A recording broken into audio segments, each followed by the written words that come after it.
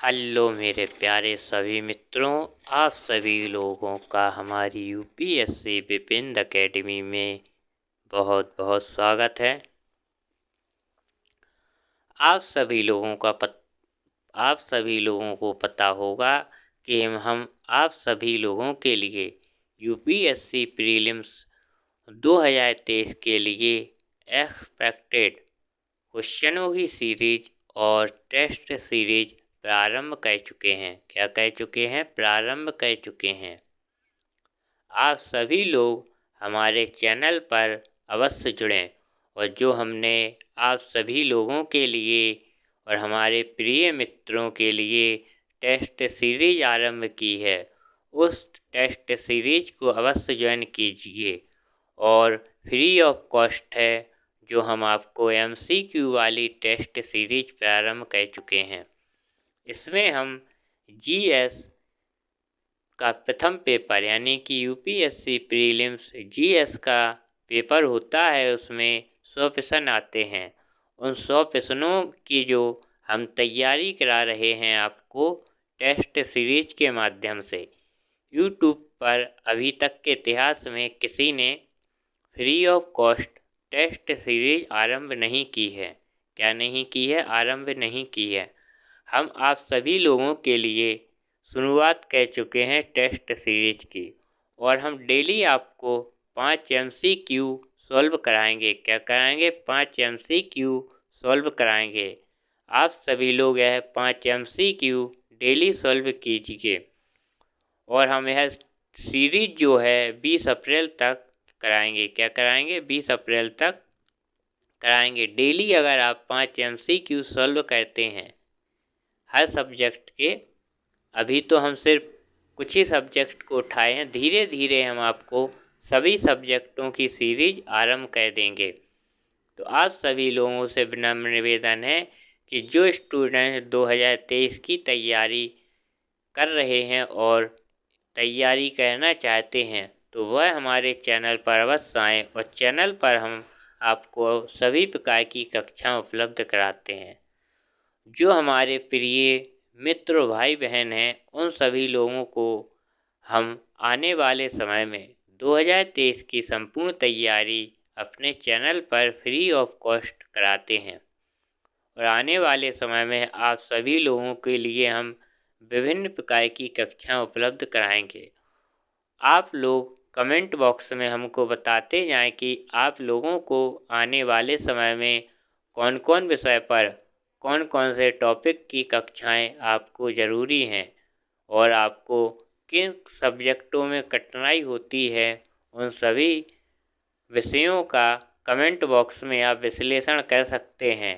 हम आपके जो कमेंट देखेंगे उन कमेंट पर आधारित वीडियो उपलब्ध कराते जाएंगे। क्या? वीडियो उपलब्ध कराते जाएंगे।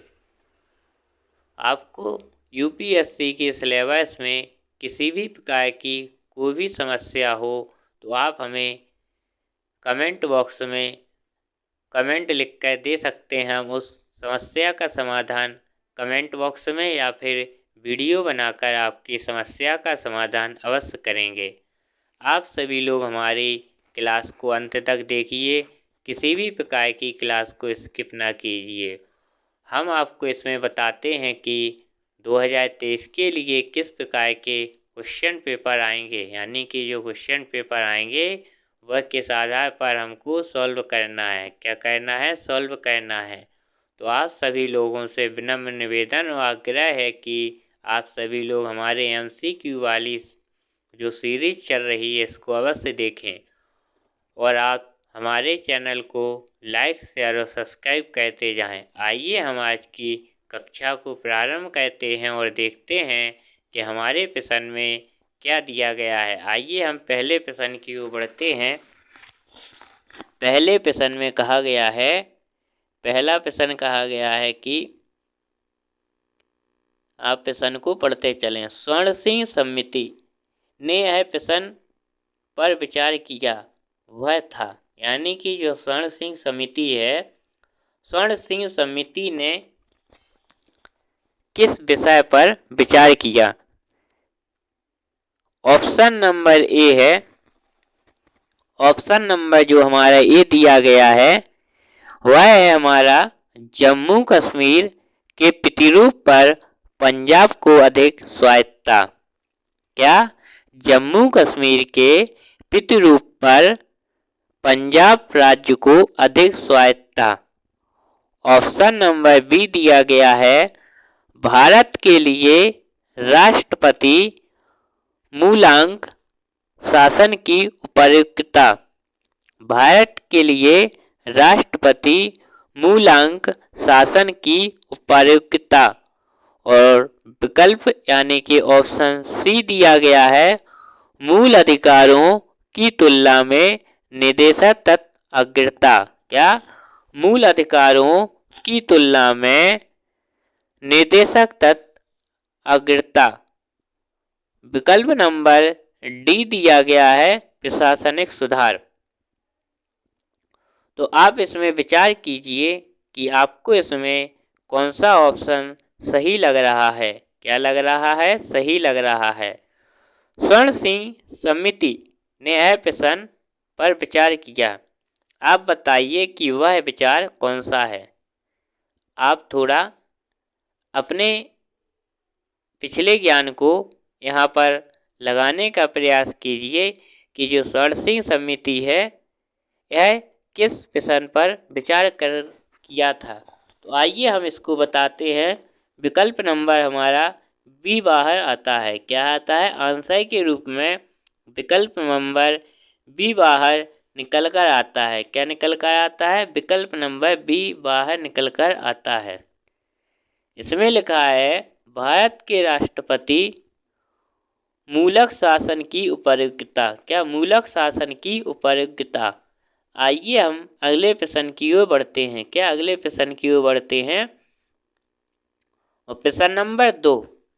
प्रश्न नंबर 2 में दिया गया है निम्नलिखित कथनों में से कौन सा लक्षण भारतीय परिसंघ और अमेरिका परिसंघ में समान रूप से पाया जाता है। यानी कि भारतीय परिसंघ और अमेरिका परिसंघ में समान रूप से पाया जाता है। विकल्प नंबर ए दिया गया है एकत्र नागरिकता। विकल्प नंबर बी दिया गया है संविधान में 3 सूचियाँ।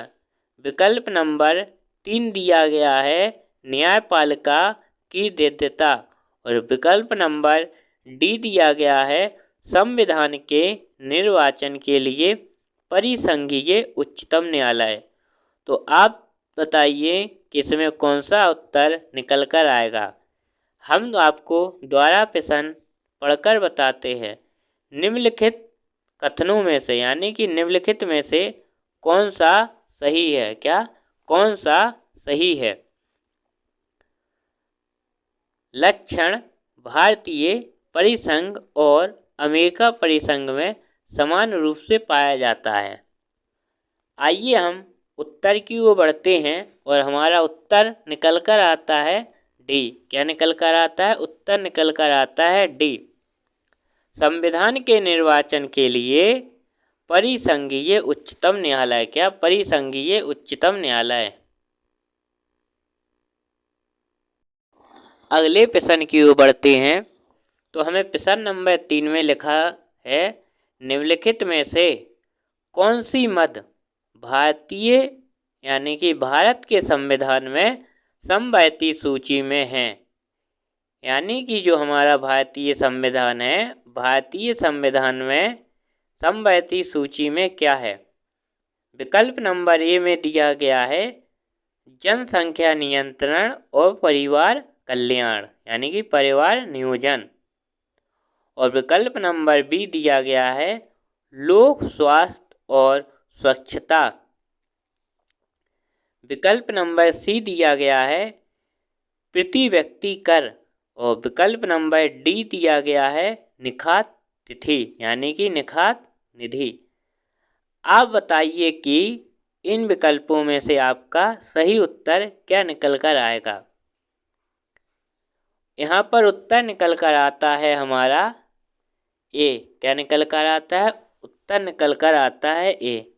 जो विकल्पों के आधार पर दिया गया है कि संबंधित सूची जो है उसमें दिया गया है जनसंख्या नियंत्रण और परिवार नियोजन। क्या? जनसंख्या नियंत्रण और परिवार नियोजन। आइए अब हम अगले प्रश्न की ओर बढ़ते हैं और प्रश्न नंबर 4 में कहा गया है स्पीकर के पद के विषय में निम्नलिखित कथनों में से कौन सा सही है? क्या? स्पीकर के पद के विषय में निम्नलिखित कथनों में से कौन सा सही है? तो आइए हम देखते हैं कि इसमें सही उत्तर कौन सा निकल कर आएगा। विकल्प नंबर ए दिया गया है वह है राष्ट्रपति प्रसाद पर्यंत पद धारण करता है।